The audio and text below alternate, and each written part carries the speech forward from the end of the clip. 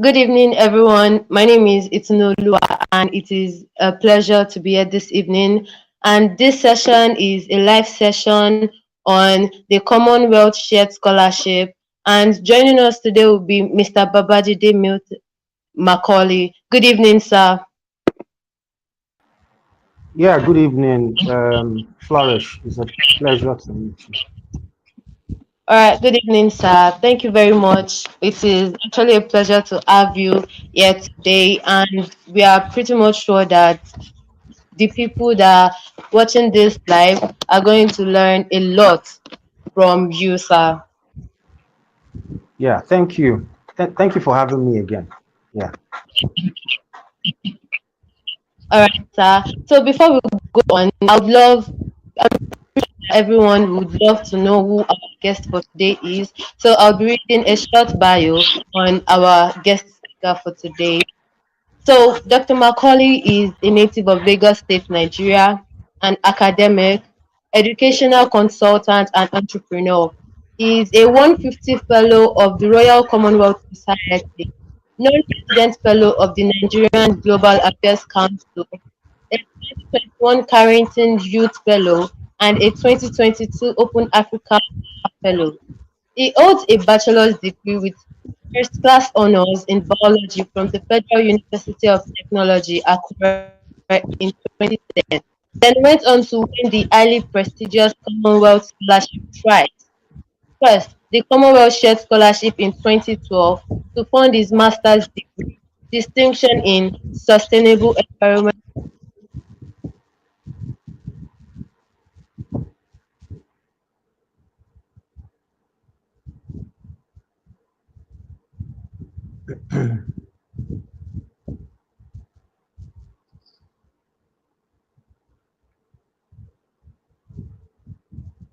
Hello?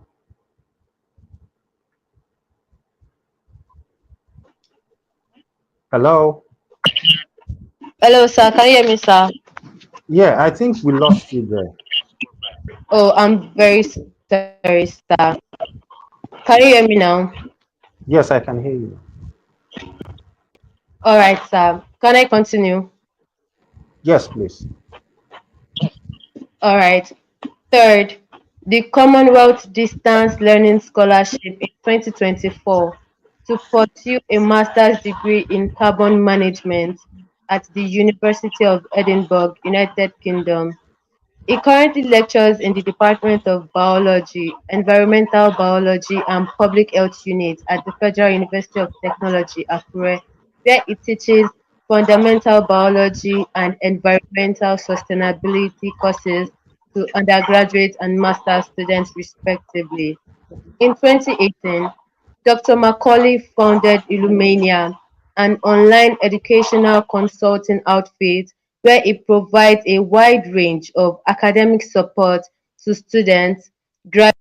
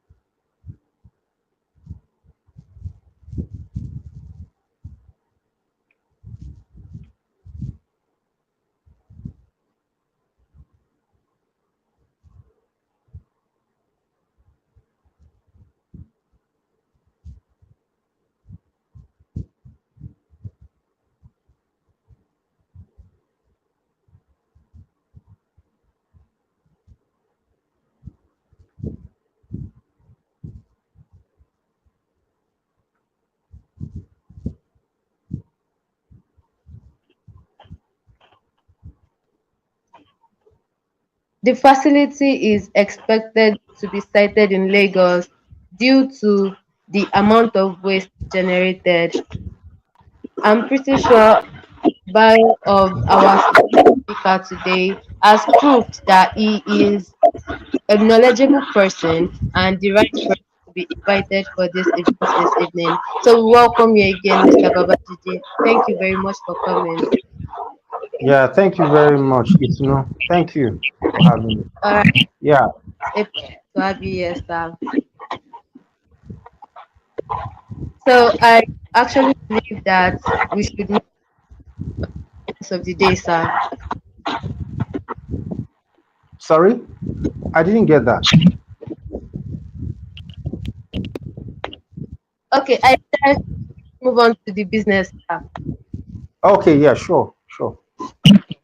Okay, so sir, this session is going to be an question and answer section where I ask various questions that might be bothering the minds of applicants to this particular scholarship, and we hope that you'll be able to give suitable and knowledgeable answers, sir.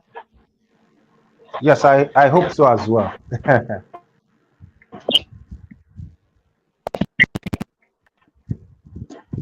All right, sir. So my first question is, Yeah, what is the Commonwealth Shared Scholarship? And first question, sir, is is the Commonwealth Shared Scholarship, sir, and how is it unique from every other scholarship see all around the world, sir? okay, so the Commonwealth scholarships, you would notice that, I don't know, there's a lot of background sound. Maybe you could mute, maybe you could mute yourself while I speak, if that's possible, because there's a lot of background sound.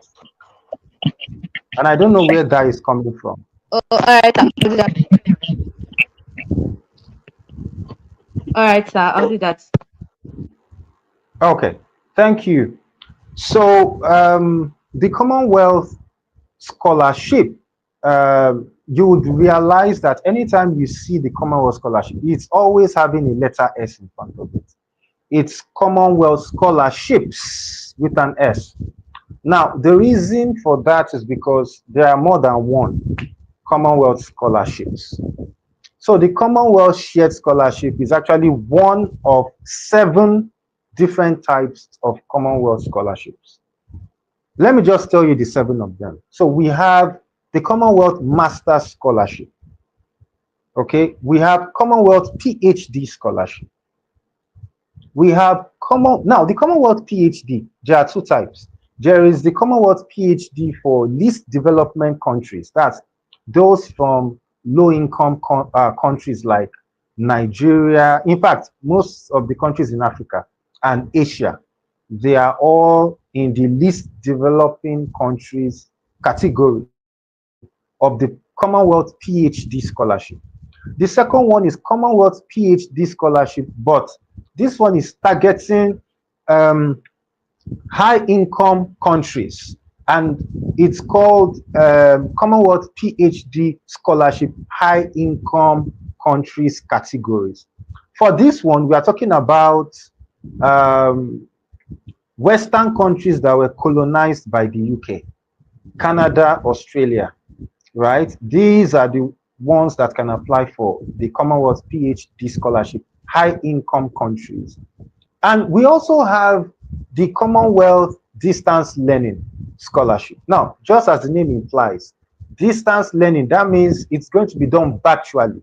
You will be in your country and then you take the scholarship and the training over the internet. Usually, the university will have their own platform that you're going to connect with to do the course. That's the third one that I won, and I'm actually doing right now because I'm doing a master's right now. And then you have the Commonwealth Split Site Scholarship. The Split Site Scholarship is a PhD scholarship. It's just that your first year, you spend it in your country, your first and second year. Then your final year, you can now go to the UK and do that with a professor or a doctor who is willing to accept you for 1 year, and then you spend that 1 year with him. That's the Commonwealth split site. As the name implies, split site because your PhD study site has been split into two, Nigeria and UK. That's why it's called split site. Now, the sixth one is the Commonwealth Professional Fellowship. That one is not a scholarship, it's a fellowship, professional fellowship. And in this case, it's just like an internship. You spend 3 to 6 months in an organization in the UK. You gain some experience, then you come back to your country to utilize the experience. This fellowship favors those in the medical space. I'm talking about the medical doctors, because when you look at the list of the organizations that you can apply for to go to the UK, you will see that 80% of them are hospitals. So it favors medical doctors. But I'm not sure many of them even know this. If not, they should have been applying for it a lot. So there's a Commonwealth Professional Fellowship. Now, the seventh one is the one we are here for, the Commonwealth Shared Scholarship. Now, the Commonwealth Shared Scholarship is exclusively for masters. You can't use it for PhD.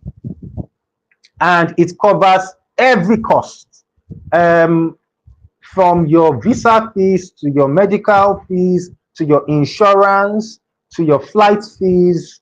Even there is something they pay called arrival allowance. That means the moment you land in the UK, you use your credit card that they would have sent to you in Nigeria. You just put that into any ATM in the UK and you have £500 sitting down there for you.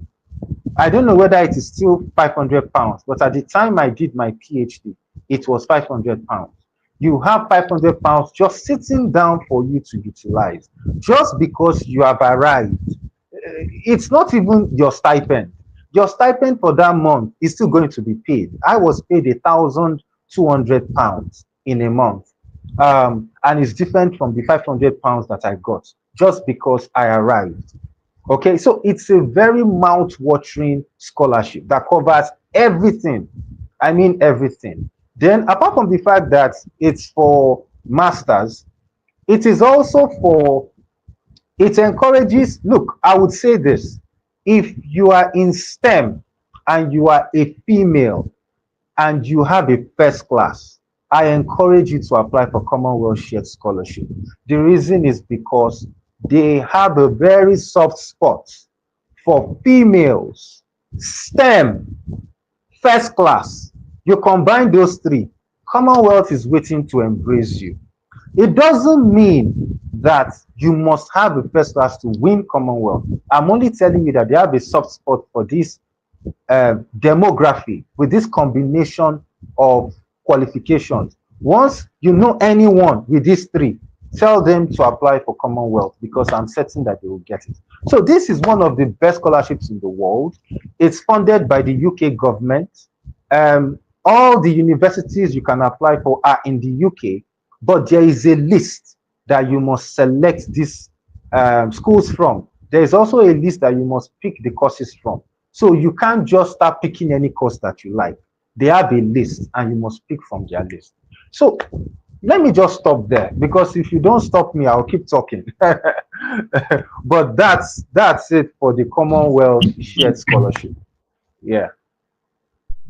Right, thank you very much. I'm pretty sure the people that are watching us from home will be able to learn various things from everything that you said, sir. So I would like to ask, Yeah. sir, my second question. What do you think Yes. is the criteria for students that are applying for this Commonwealth Shared Scholarship, sir? Okay, so for the criteria, I would say that number one, you have to be a citizen of a Commonwealth country. You have to be a citizen of a Commonwealth country. What is a Commonwealth country? All the countries that were colonized by the United Kingdom. So this is one way that the United Kingdom is trying to give back to such countries. It's almost like saying, wait a minute, guys, We understand what we did. We understand how terrible it must have affected you economically and even socially, socio-politically as well. We will start giving scholarships that will pick your brightest and your best. We will train them as much as we can for free and then return them to your country so that they can help develop your land. So that's what it is about, actually. This is a scholarship that, if you do not intend to return to your home country to develop it in any way, don't bother to apply, because there is one page on the Commonwealth form that expects you to sign off that you would return to Nigeria the moment you finish your study. And if you know that you don't intend, you just want to jackpot, then this is not the right scholarship for you. There are other scholarships that you can apply for. But for this one, you have to come back. That explains why I am in Nigeria, because they funded my master's. I went, I came back. They funded my PhD. I went, I came back. And as I'm talking to you from Futa in Akure. Okay, I'm not dead. My neck never bent. I'm not poor. So the mindset that you travel, you come back, and your life will just be in ruins, it's a lie. That's internet sensation, right? Just to make everything look terribly bad. We know that the country is experiencing a whole lot economically, a whole lot because of the inflation. We know that, but don't make it look like everybody is dying. And if you are in Nigeria, then you are dying. In fact, you need probably what is it called now? You need blood transfusion in order to live till the next day. No, it's not as bad as that. We are managing through it, and it's okay. So this is a scholarship that, if you don't intend to come back, then it's don't implicate yourself, because those that put it forward expect you to come back. And as a matter of fact, they'll even be watching. They'll be watching.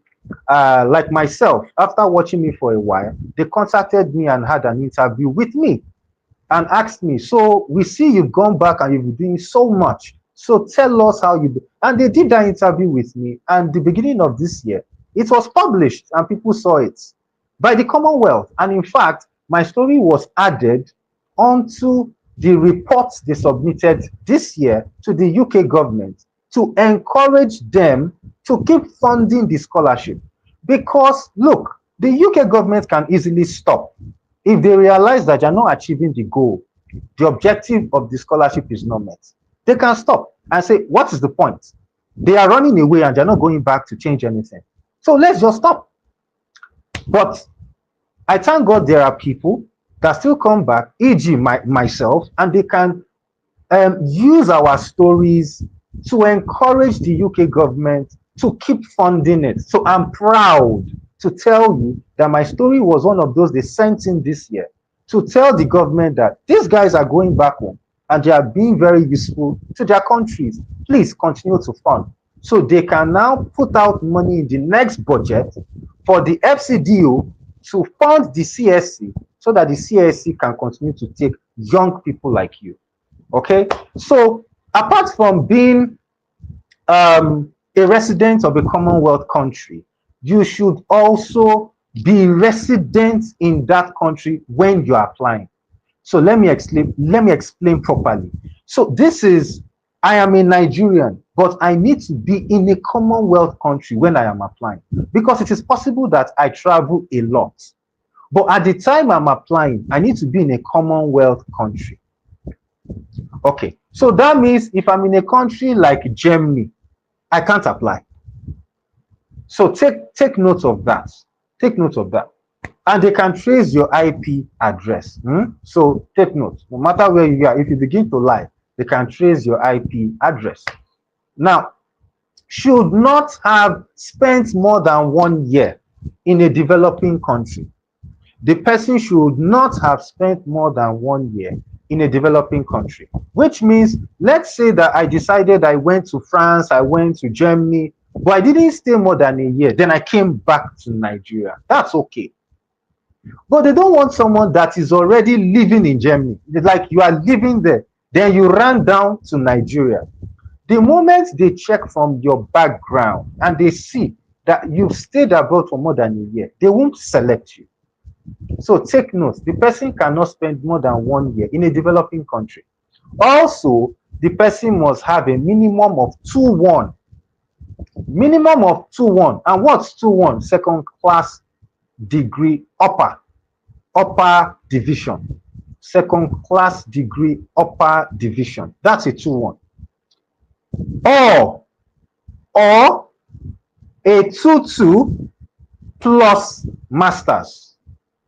So if you have a 2-2, which is second class lower division, you should have also done a masters. So if you have a 2-2 plus masters, then you can apply. Or a 2-1 alone minimum, which means the first class is automatic. A 2-1 minimum or a 2-2 plus masters. However, there's a catch. If you already have a master's with your 2-2, it is important for you to explain in your application why you need another master's, because the Commonwealth Share Scholarship is for masters. So it is important that in your personal statement section, just explain, oh, I have a master's in this, but I want to do another master's, and this is the reason. So you must have a justification for wanting to do another master's. You can, please don't let that justification be this master's was done in Nigeria, and you know the problem in Nigeria, there's no light, there's no power, the laboratory is empty, the lecturers are backward. Don't do that to yourself. They will not select you when you start lambasting your country, cussing out, just making comments that don't make sense. You know why I say it doesn't make sense? There's no point painting where you're coming from so black. Have you asked yourself why this scholarship is targeting developing countries? Like, it's targeting developing countries. It's targeting countries that are low income countries. Even though yes, they are Commonwealth countries, but this is for low income Commonwealth countries. Have you asked yourself why? It is because they know the problems, the challenges that you pass through. They know. Don't bore them with that detail. They know. That's why the scholarship is for you. So don't spend the time talking about the problems in your country. So in my opinion, when you get to that personal statement section of your form, that is the section where you should explain why you need another master's. And you should come from the place of knowledge gap, skill gap. I've done a master's. Yes, it's enabled me to do A, B, and C. However, when I went to the field to start, doing my work, I discovered that I still lack D, E, and F. So I want to do this master's to bridge the knowledge gap of D, E, and F in order to expand, the social impact of my work. Period. That's how to put it. Not for you to say, my master's was in Nigeria, there is no power, the lecturers are backward, they teach us with 1982 booklets, but I want international exposure. They will not select you if you speak like that or you type that. Okay, so let's get that clear. And last two things before we go to the next question is, you must be willing to return to your home country. I think I've said that already. Yeah, you must be willing, because it's part of the condition that once you are done, they will put you inside the plane and send you back. That's the truth. They'll put you inside the plane and you are back home. And finally, there is no age limit. There is no age limit. So no matter your age, you can apply. In fact, in 2022, I think it was 2022, a woman that was 51 years old, she won Commonwealth Shared Scholarship for her master's. Yeah, she has been a teacher in a public school in Ondo State for a long time. She has been a teacher, and she went to do her master's in education, something, I can't even remember. And they selected her. She is 51, or she was 51 at the time. So your age doesn't matter at all. So those are the, I would say, requirements to get the scholarship. All right, thank you very much. I believe so. Shares mentality of Japan because It's a no. I can't hear you clearly. It's a no. I can't hear oh, you I'm very clearly sorry for because that, sir. Can you hear there is something at your end that is interfering with the audio. Can you check? Do you have anything on? It's seriously interfering with the audio. Or are me? you Sorry, using sir. an earpiece? Are you using an earpiece or something? No. No, not at all. Okay, but it's really affecting the audio. I don't Sorry? know,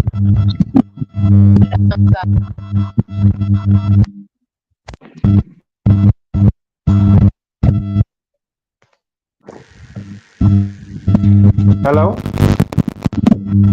sir. I can still hear you clearly. I'm coming, sir. Okay.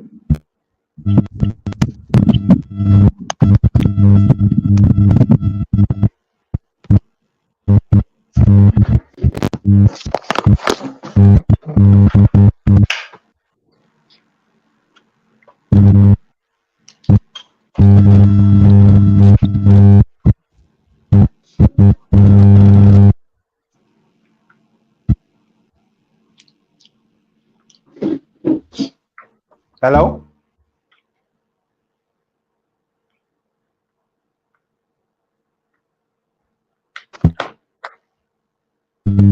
Now, sir. Hello? It's still Can you it's hear me still there. now, sir? It's still there, but let's just see if we can manage to. But All right, sir. it's there. And I'm wondering why it's happening. But I'm sure it has to do with your audio. It's an audio thing.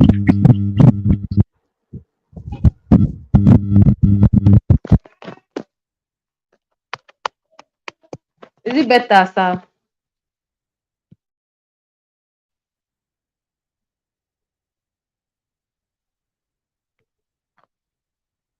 Is it better, sir?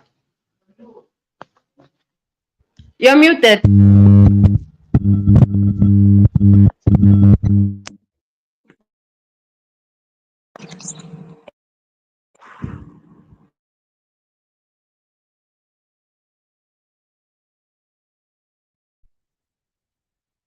Can you hear me, sir?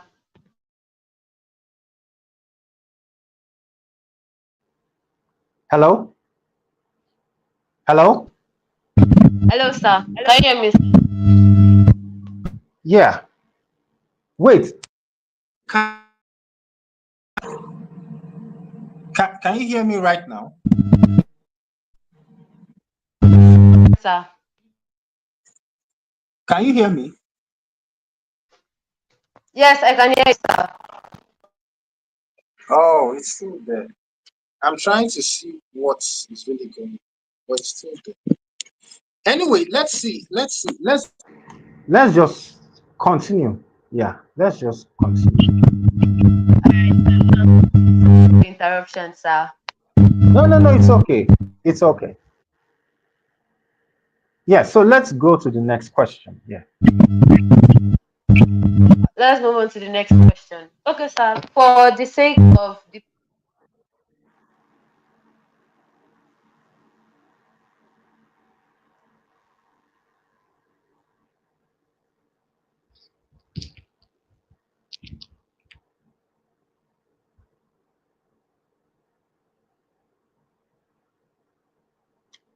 Okay, you are back because I lost you there for a second. sorry, sir. For the sake of the people I would like to apply the Commonwealth scholarship. Can you let us Mhm. know the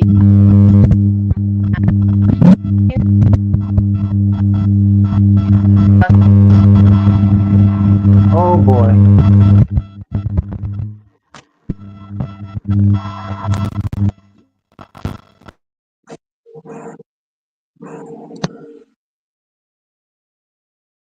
So I didn't get that. You said for the sake of those that want to apply, can I know what?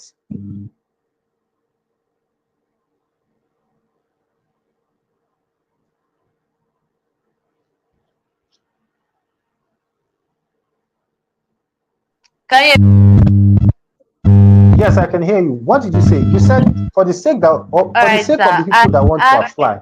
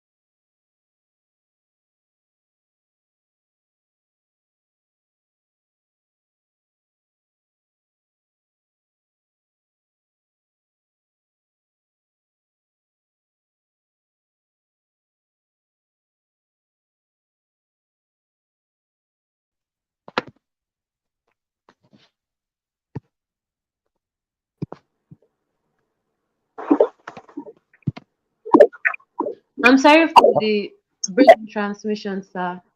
Yeah. Funny enough, it's perfect now.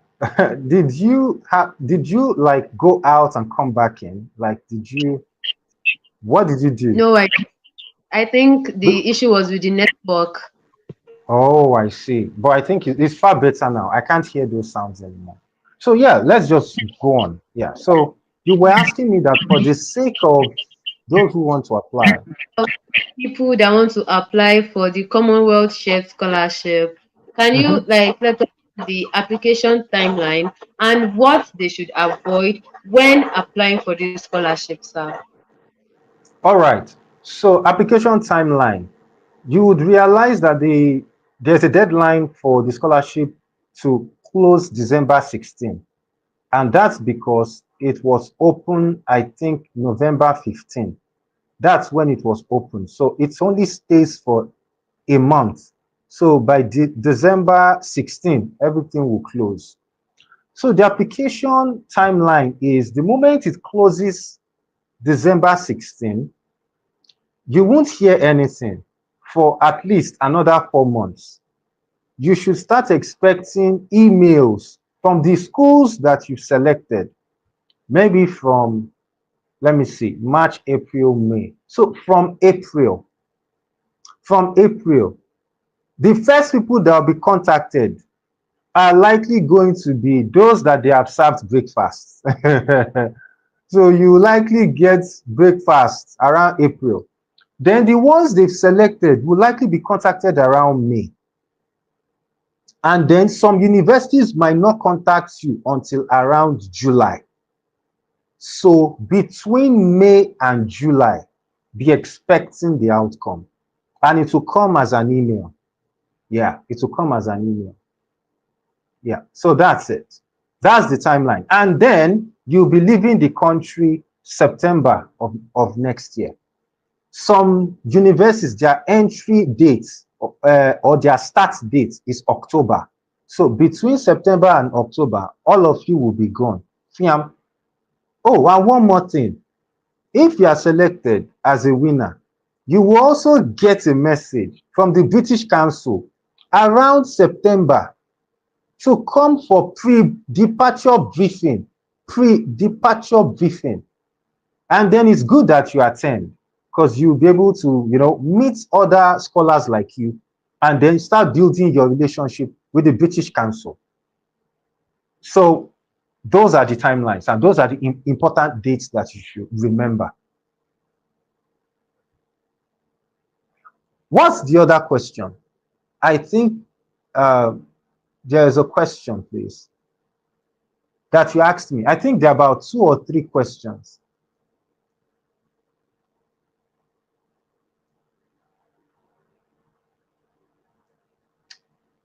It's no. Can you hear me? Yes, sir. It was actually just one question. If there are things that the applicant Yes. should So, avoid when applying for the okay. scholarship. Okay, yeah. So let me say something about that. So things to avoid when applying for the Commonwealth Shared Scholarship. Things to avoid. I would say number one, um, don't start filling the Commonwealth form and not start um, the admission process for the masters because there are two different things. As you are applying for the Commonwealth through their Commonwealth page, where you have all their essays, as you are filling the EAS form, the electronic application system form, as you are filling that, make sure that simultaneously you are also contacting the university and filling their master's application form for admission because Commonwealth expects you to upload at least admission letter. They expect you to upload at least admission letter. They also expect you to upload reference letter as well.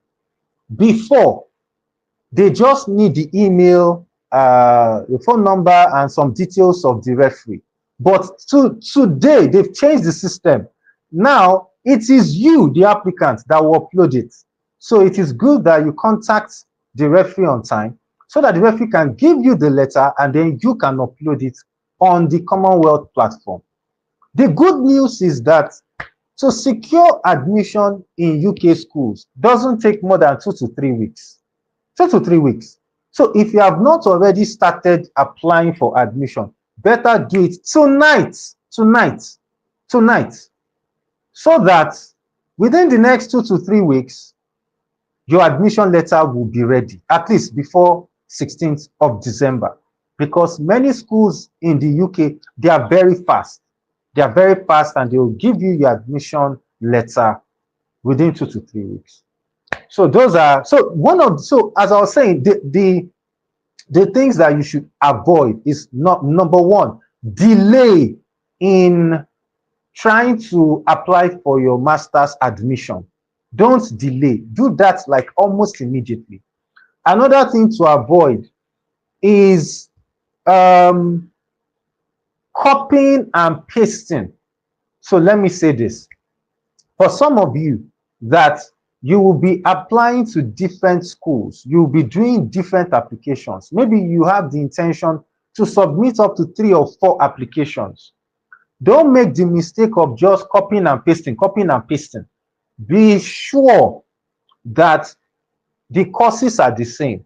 If the courses are the same, I want you to understand that the schools will not be the same. So sections of the form that requires you to change the name of the school, please change the name of the school and put the right one. Don't just be pasting, copy and paste. Because the moment you start copying and pasting, you would not remember that you did not remove University of East Anglia from the application, and you have already pasted it on the form for University of Durham. By the time you do that and they pick it at Durham and they are seeing East Anglia, just understand that you go chop breakfast. So don't be fond of copying and pasting without doing due diligence, reading through everything, and be sure that the names of the schools have all changed, even if the courses are the same. So those are 2 common errors I know people make, and I hope they won't make them today.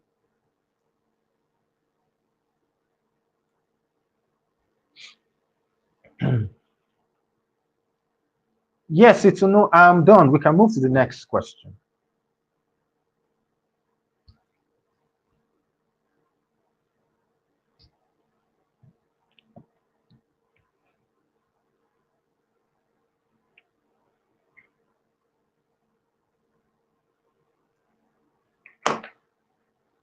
Hello?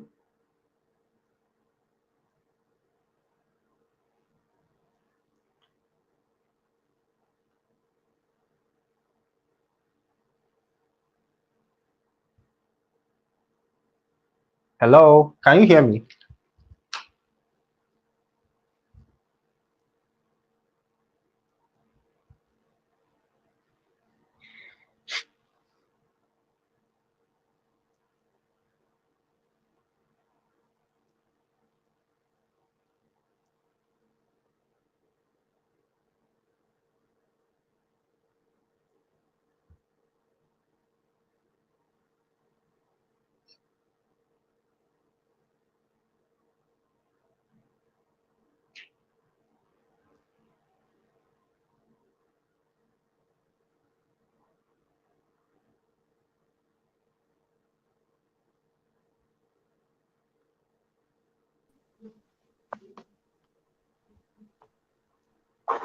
Oh, okay, good to have you back.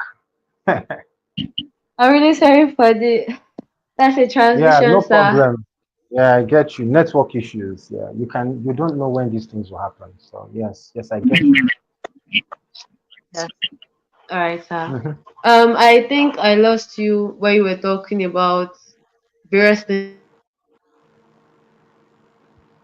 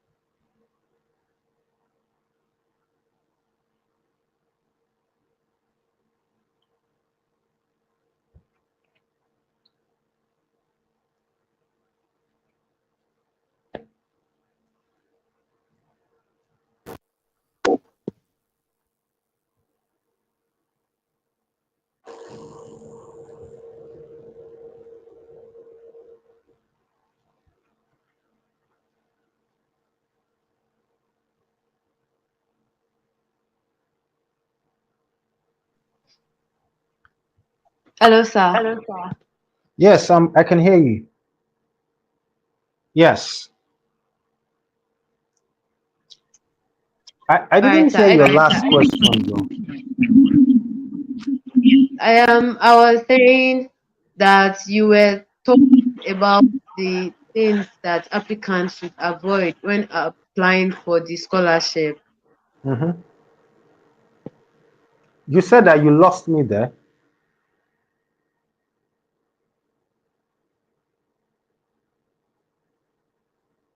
Hello?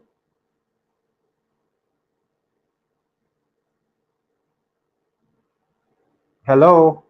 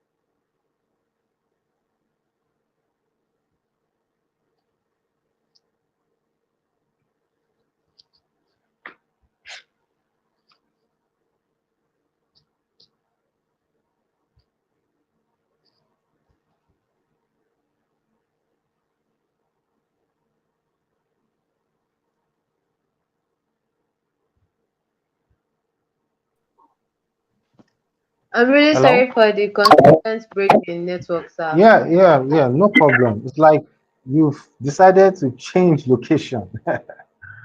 Okay, let's hope I, let's I had no issues, sir. yeah, let's hope that this works now. All right. All right, all right, sir. So, I'll be moving on to my next question. Are there Okay. specific countries that the Commonwealth Shared Scholarship is actually favorable for? Okay, so are there specific countries? I already said that the Commonwealth Scholarship is solely for UK. It's funded by the UK government and it's for UK schools. So the country is just one country. It's UK. And UK is a very good country to study because when you look at the top 10 schools in the world, eight out of them are shared between US and UK. It just tells you that the two best countries to study in the world are the United States and the United Kingdom. That's it. Then others can follow. But let's be honest. Number 10 on that list is Tsinghua uh, in China. So China is a country to think of actually for study. I know people might be like, are you kidding me? But they are very good schools. And Japan. So don't throw away Asia. Asia is a very good place to study. I know we are fond of um, US, UK, but Asia, Asia is a very good place to study as well. But for the Commonwealth Share Scholarship, it's exclusively in the United Kingdom. Yeah.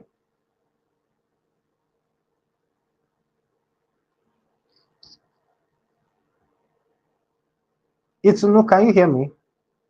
I think I've answered your question. Yes, of course, sir. Okay, Okay. sir. So when you were talking, you talked about recommendation letters. yeah, the applicants should get recommendation letters. So who would you say is suitable, or who would you say is the best option to write a recommendation letter for applicants of the Commonwealth Shared Scholarship? Okay, so I would say that now people handle this wrongly. They just follow somebody popular online and start writing the person. Please, I want you to write me a reference letter. No, you can't do that. The best person to write you a reference letter is someone that knows you very well. The person knows you well. The person can write about your intelligence. The person can write about your character. Okay, your attitude to work. The person can write something. Now, there are two kinds of referees. There are two kinds of referees. The first type of referee is an academic referee. An academic referee. The second type is called a non-academic referee, or me, I like to call them corporate referee, corporate place referee. Now, that implies that the non-academic referee has never taught you before, is not from your university. That's what it means. Is probably from your workplace, is your boss at work. Your boss at work can write about your work ethics, which is important. Also, a non-academic referee is someone that is credible in the society, that knows you very well, but not someone that is related to you. Now, such a person can write you a reference letter, and the person must know you well enough to write about your work ethics. But when it comes to academic referee, that person will have a better insight into your intelligence and your research competence. Now, these are two things that your non-academic referee will not be able to write about convincingly. That's the reason why you need a balance between the two. If they tell you submit two referees, it is either you submit two academic referees or one academic referee, one non-academic referee. If they ask you to submit three referees, it is either you submit two academic referees and one non-academic referee, or you submit three academic referees. You see that every time academic reference is always better than non-academic, but always try to slot in at least one non-academic, because that person can write about your work ethics, while your lecturers from your university will write about your intelligence and your research competence. Why? They were the ones that supervised your projects. They were the ones that were there when you were doing lab work. They were the ones that were there when they were the ones that taught you. So they can say that you are top 2% in your class. Why can they say that? Because they taught maybe 100 people and you were second in that class. That's 2% of 100. And so they can easily make such a comment. They can easily make such a comment, and it will be respected because they taught you.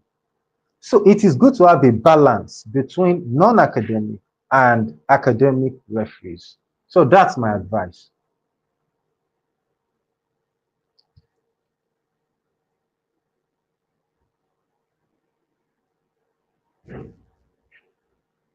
It's no, I think I've answered you. Mm, yes, thank you very much, sir. So one other question, sir. Okay. What do you think what are the benefits of the Commonwealth scholarship for people to know that, okay, once they apply and once they win this particular scholarship, these are the benefits that they will be gaining from that particular scholarship? Oh, very good question. So I would say number one, you are a scholar for life. You are a scholar for life. For the rest of your life, they will always refer to you as a Commonwealth scholar for the rest of your life.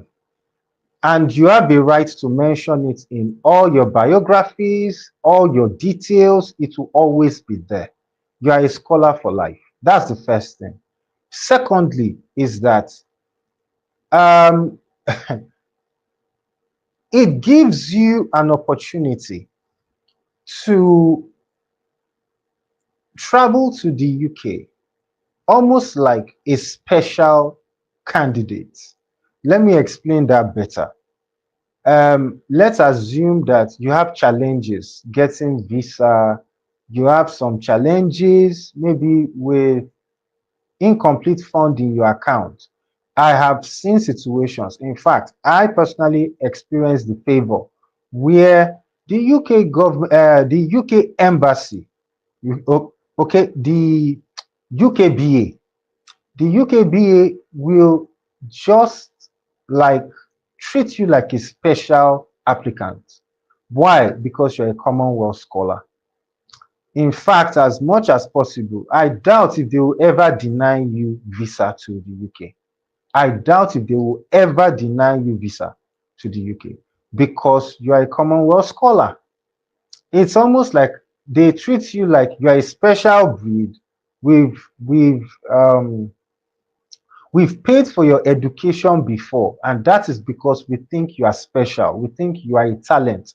And those are the kind of talented people they want in their country. So you would never have any visa issues when it comes to going to the UK. That I can assure you. Another thing is the moment you come back to your country, you just become very associated to the British Council of your home country. They start inviting you for events. Before you know it, you are meeting very important people in the country. Before you know it, you're having access. You're having valuable access, access that you probably not have had without the scholarship. Okay, so that's very important because we live in a country and a society where access to powerful networks is very important for you to climb up the career ladder, for you to be successful. You need access. Very, very important. I would also say that it's an opportunity for you to be a member of COSFAN. COSFAN is the Commonwealth Scholars and Fellows, alumni in Nigeria. It's an association for Commonwealth Scholars and Fellows alumni. That means you should have graduated. In Nigeria, it's called COSFAN. Now, if you finish, if you get the Commonwealth Scholarship and you graduate, you'll be an automatic member of COSFAN. And the moment you join COSFAN and you start attending their meetings, the first thing you will notice quickly is the caliber of people that are in that organization. It will shock you to know that vice chancellors, they are in that organization because they were former Commonwealth scholars, vice chancellors. It will shock you to know that ministers, former ministers in this country, they are in that organization because they were former Commonwealth scholars. It will shock you to know that many top level professors in Nigeria, they are in that organization, including Professor Emeritus. They are in that organization. And the moment you are in that organization, you will be added to a dedicated WhatsApp group. You just have their number, like you have their number direct. And all you need to do is to introduce yourself as a Commonwealth scholar and they'll listen to you. Again, it will help you expand your social network. It will help you start knowing very powerful people within that network that can, that you can leverage to get things done.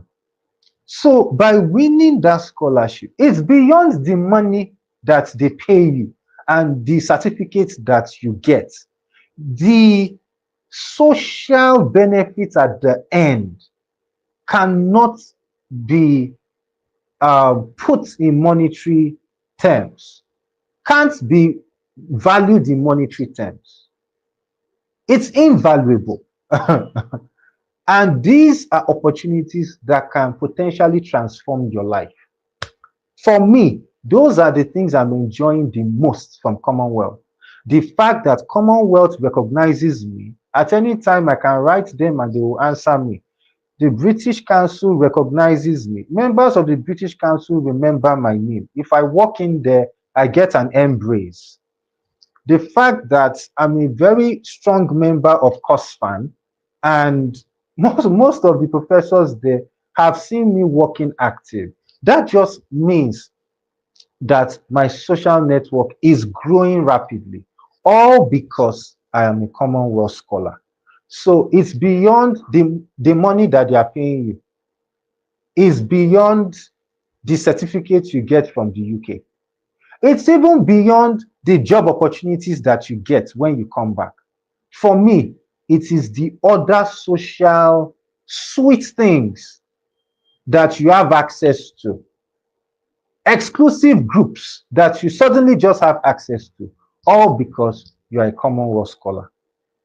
Finally, I will add, when you have international degrees, I've noticed that you get more respect from organizations and individuals. I know people that listen to me more. The moment they checked my background and saw that I had a lot of degrees abroad, they start listening to me more. So somehow there's a social class system associated with foreign degrees, and that means you can be at the favorable side of things. You'll be at the favorable side of things. So these are the benefits I know you can get if you win the scholarship.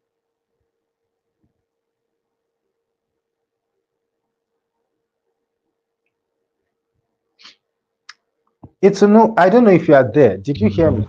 All right, Okay, sir.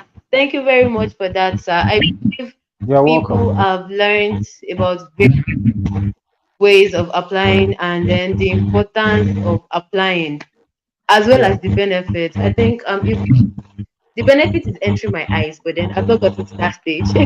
uh, Yeah.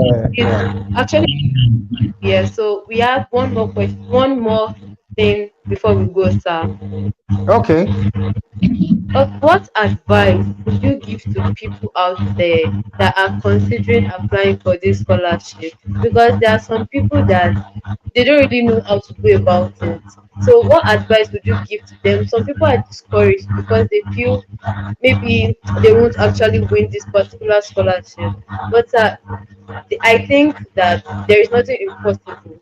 So, what do you think is the advice that you give to people out there for them to apply for this opportunity that will not only impact their lives but then will enable them to impact in the growth of Nigeria itself? Okay, so that's a very good question.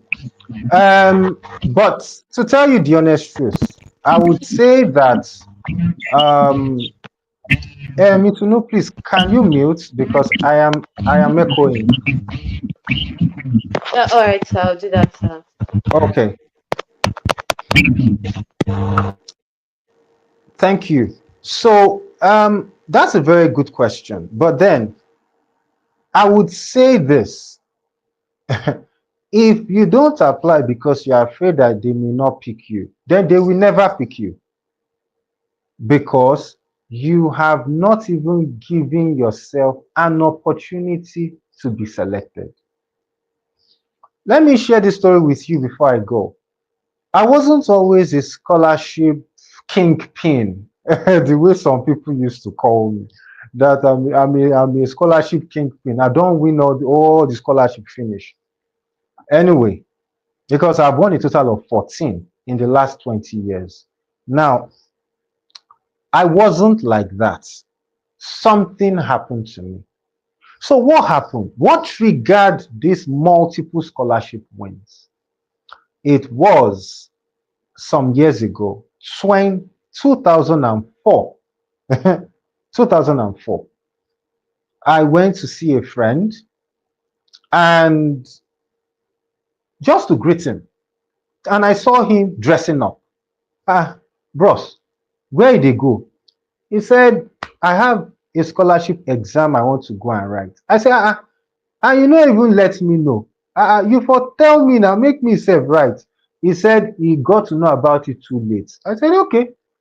Shey I fit just see you off to the place before I continue my waka waka. He said, no problem. Okay. So I saw him off to the location.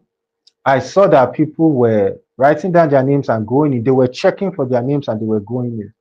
When I got to that place, I wished him well and I turned around that I should be going. One of the organizers called me. I went to meet him and he said, I thought you came for the scholarship. I said, no, I did not. I saw off my friend that just entered. I did not come for the scholarship. And the next thing he asked me is, are you not interested in writing the exam? I said, oh, I thought you have to register to write it. I didn't register. He said, if you feel like writing it, we can register you now and you write it now. And inside my head, I just thought to myself, what do I have to lose? Nothing. I don't have anything to lose. And so I told him, no problem, let me register. And he registered me, and I went in to write the exam. When my friend saw me inside the hall, he was surprised. He was like, bro, what did they do here? I said, they allowed me to register, and that's why I'm here. Don't forget, unprepared. Somebody just said, come and write. I wasn't even afraid. I wasn't giving excuses. You know what many of you would do? Oh, I'm not prepared. Oh, I'm not mentally prepared. I did not know I have to write an exam. All kinds of things you'll be saying. I didn't give any excuse. I saw it as an opportunity. And I asked myself, what do I have to lose? The answer is nothing. Nothing. I have nothing to lose. If I don't win, it's okay. If I win, all well and good. I've not lost anything. So I wrote the exam. Guess what? A month later, the list of the winners were pasted. Only the winners. And they selected 8 people. And I was number 7 on that list. I've been number 6. I don't even remember. I think it's number 6 or number 7 on that list. And my friend, he no day for the list. He did not talk to me for 3 months. I guess he felt that I took his spot, or maybe he was just too disappointed to face me. But he didn't talk to me for 3 months. I was number 6 on that list. And this is an exam I did not even prepare for. I did not. Look at how it happened. And so that was my first win, and it was in 2004.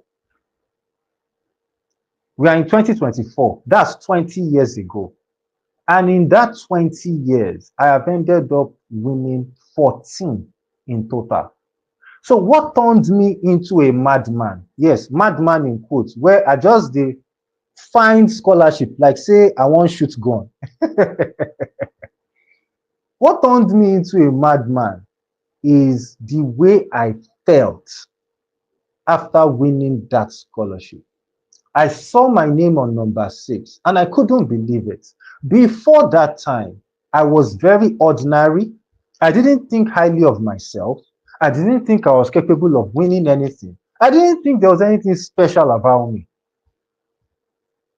But the moment that event happened, something called a mindset shift happened to me. I suddenly started telling myself, because we were over 200 that wrote that exam, and I said, so out of these 200 people, I could be selected and I am number 6. So, Babajide, you are very smart. So, Babajide, you are actually very good. I did not know. So, I'm actually good. You need such events in your life, or else you will continue to be ordinary for the rest of your life. But you need to give yourself the permission to be selected. Imagine me not agreeing with that man that I should write it. I would never have become a scholarship prolific winner today, because the other scholarships I saw, I won't even apply. I'll probably be saying, they already know the people that they will select. I beg, I beg, I beg. Or I will say, I don't think I'm that smart. Please, I'll look for all the excuses in the world and I will not write them. But thank God that the perception I have towards life is what helped me. I'm someone that I don't run away from a battle. I don't run away from a challenge. I face it. And if I fail, I fail. And if I lose, I lose. I don't run. And so when that man said, come and write, I said, well, I will face this one. And I was number 6. After that, all other scholarships I started seeing, nobody tells me before I go and apply. Total EPNL, I saw it in FUTA. I applied, I won it. That's how I paid for my school fees. For the rest of my time in FUTA, Total paid my school fees throughout. 150K for 4 years. I only paid my first year by myself, my first year. The remaining from 200 level till part 5, Total was the one that was paying me. By the time I got to 300, I got a scholarship with Redeem. Members of Redeem Christian Church of God don't even know that there is a scholarship. But you have to pass an exam, and that exam is extremely difficult. But I was able to get it 2 times. 2 times. Because it's not every year. You write the exam, like you write the exam each year. So I wrote it 3 times and I got it 2 times. So there was 1 year that they did not pick me. The other 2 years, they picked me and I got the money that year. They were paying 50,000 as at 2007. It wasn't small money. And then before I graduated from school, I won a third one. Federal Government of Nigeria Scholarship, FGN. Many of you don't even know that your government gives scholarship. You don't even know. They give scholarship. You know, I saw the adverts on FUTA, on the Student Affairs signboard, the notice board in FUTA. FUTA is a good school, I must say, because all these things, they were just pasting for us to see. And that's how I saw it. When I saw it, I applied. I never told myself at any point that this scholarship is too big for me. Oh, this scholarship, they already know the people that they will select. Never. That is what I call cancel culture. But this time around, it's not people that are canceling you. You are canceling yourself. How is that smart? You are canceling your own self. You are not even giving yourself an opportunity to be selected. So if you are listening to me or you are watching this and your own mindset is, I'm not sure whether they will pick me, you better snap out of it fast. Because if you don't try, how would you know? If you don't try, how would you know? And it means that you are a coward. Yes, I put it to you. You are a coward. That's who you are. If you are the type that you like to run away, you don't want to try. You don't even want to try. It means you are a coward. And scholarships are not for cowards. I saw the federal government scholarship thing, and the name itself was scary. Federal government. I say, this one go hard though. And indeed, it looked very hard because they packed so many of us, students from different institutions in Akure, Akure, Ondo, some parts of Ondo. They put us in one big hall, a secondary school, and they told us to write an exam there. If you see, we were close to 8,000. We all wrote the exam there. The people from my school were almost 2,000. From FUTA, they were over 2,000. When I was there, I was like, hey, it don't happen today. Hey, hey, to be selected, yeah, go. But I kept telling myself, Shebi, I'm the one that got the one in 2004. Shebi, I'm also the one that got Total. Total too was very hard though, and I got it. So I started looking at the demon in front of me. I say, you demon, I will still defeat you. That is the reason why it is important to have been winning some scholarships before If you have been winning some scholarships before, when you get to the international level to apply, you will not be afraid. But if you have never won anything in your life, that is the reason why you are so afraid. You'll be asking yourself, I've never won anything. Do I stand a chance? That is actually why you're afraid. Sorry that I might go biblical. I'm a Christian. The reason David was able to look at Goliath and everybody taller than David were running and abandoning their weapon and running. But David, short man, stood there and he wasn't even afraid. A pelenge man like me, he did not go to gym. Oh, he does not have six packs. And he was looking at Goliath, a giant, and he wasn't afraid. Why? It's because he has been in the wild killing lions. How can somebody be killing lions with his bare hands? And then you think in the future, when he now sees a Goliath, he will be afraid. The king of the jungle is killing with his bare hands. He can never be afraid. And so what God was doing for him was, he was already teaching him so that when he sees something scary, he will say, I can't be afraid. I've seen something, I think, even scarier. And that's the reason it's important to be winning some scholarships first. When they tell you, apply for MTN scholarship, apply for NLNG, apply for Mobile, apply for what's Shell. You people be doing, I don't know whether I have time. You will not apply, but you want to apply for Commonwealth, the Goliath. You have not finished the lions in your backyard. You want to win Commonwealth that is extremely difficult to win. And I mean extreme. That's the reason why many people are afraid. So in my honest opinion, if you are still in school, start chasing the scholarships that you hear of. But if you have graduated, it's not a problem. My advice to you is this. You will never know if you don't try. You have to try one day. You just have to try. But it's not just about trying. I like the question she asked. What kind of guidance do you need? You probably need to talk to people that have won it before so that they can guide you properly. I can tell you this as well before I go, that the Commonwealth application form is very long. The essays are 11 in number. 11 essays. 1, 2, 3, 4, 5, 6, 7, 8, 9, 10, 11. 11 essays. So it is very tedious. If you don't know what you are doing, you will write rubbish. Trust me. So you probably need someone that has won it before. And there are so many of them. They are on LinkedIn. There are so many. Someone that has won it before can guide you and say, oh, you see, don't do it this way, do it that way. One secret I'll leave you with for your application form, because I have won that scholarship 3 times. There's probably something I'm doing right. I will tell you that the story you tell in your essays must align. That's the error that most of you make.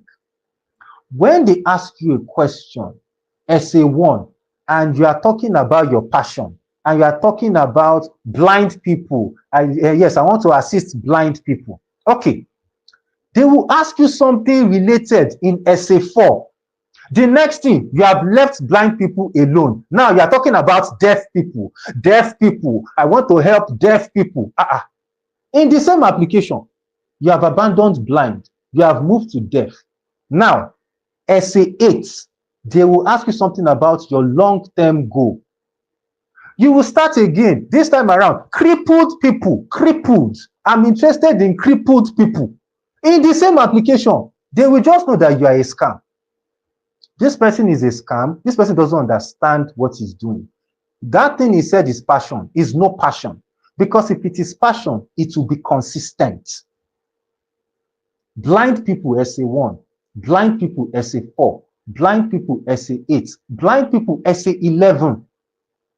That is one of the biggest errors that most people make. Be consistent. You know why people are not consistent? When they write essay 1, they write it up to essay 5. They are tired. They go to bed and sleep. The next day, When they pick it up and they continue from SA6, the moment they get to SA8 and they see something similar to SA1, they've forgotten what they wrote in SA1. They start writing another thing again. That's the problem. So I will give you this free advice. Let your passion, the thing you are saying you want to solve, the problem you want to solve that is making you to pursue that course, be consistent with it throughout your application. Take it as a free advice from me, and you will thank me later. Some of you that have been filling your form, go and check it again. You will see that you have committed a blunder. You probably need to fix it now. Be consistent with everything you talk about. You can't change blind people, deaf people, crippled people, only you. You know, you can't do that. Be consistent and then show that consistency across the 11 essays. Thank you for having me. I hope this was worth your time. And we apologize for the network. Thanks again for this. So, Itunu, you have the floor. I think we can wrap up now.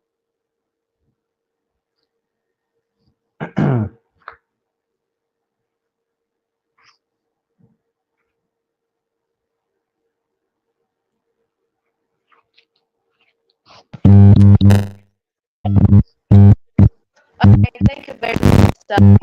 Actually been a very wonderful session, and I'm pretty sure I'm not the only one that has probably gained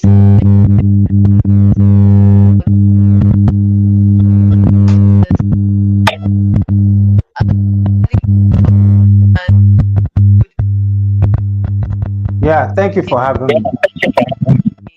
Thank you very much, sir. Say a very big thank you to every other person that might be watching this from even outside.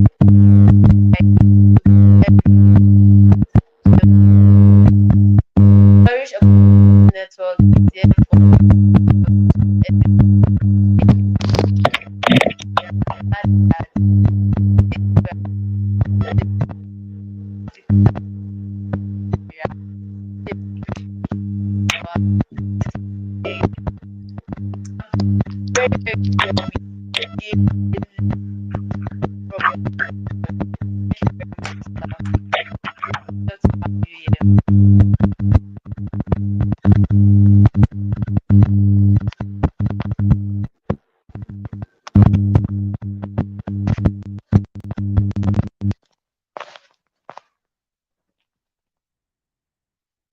So we have come to the end of the session. Thank you.